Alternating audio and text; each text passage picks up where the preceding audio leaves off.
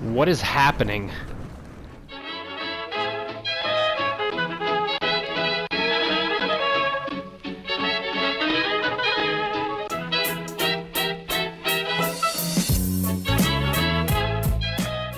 Hey everyone, this is Syntax, and today I'm going to be teaching you guys how to do the infinite falling trick. Let's get into it. I actually don't have any of this set up right now, so you guys get to see me build it all from scratch. So yeah, let's do this. First thing I'm going to do is grab a wall and just create a giant pit that will be falling through. So yeah, you can build it with whatever walls you want. I guess I'll just use these walls right here.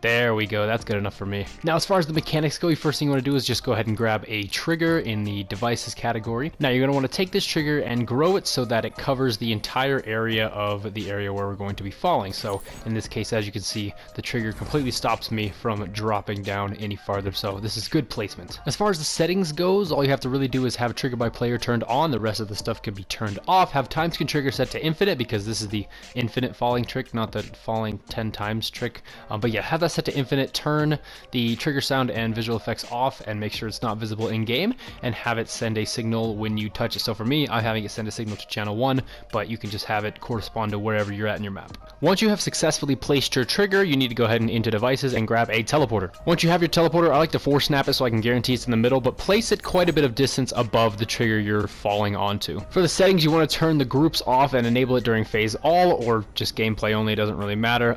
You want to turn all this off except for conserve momentum and face player and teleporter direction. You want conserve momentum to be yes, so our gravity momentum will stay consistent when we're coming through the teleporter, and we want to face the player in the teleporter direction set to relative. So whatever way we're facing when we enter the teleporter, we're going to be facing that way it doesn't matter what way we're going to be facing is what I'm trying to say. Have teleport to and receiving from be set to the same channel as your trigger, and that is literally everything you need. So if you did everything correctly, it should look something like this. So I'll go ahead and fly up to the top here, and as you can see, there is no visible teleporter rift or trigger, but if I go ahead and just fall here, as you can see, when I fall, it's just going to be an infinite loop of me falling forever and ever. If you wanted, you could close off the hole in the top to make it seem like you were just making absolutely zero progress, because you can kind of tell you're teleporting back to the top. But if you were to close that and everything were to be the same, like the ground would be the same and the roof would be the same, you wouldn't even look like you were falling. You would just feel like you were falling forever. So I'm just going to show you guys this again. One of the things you can actually do is, right now I have it set up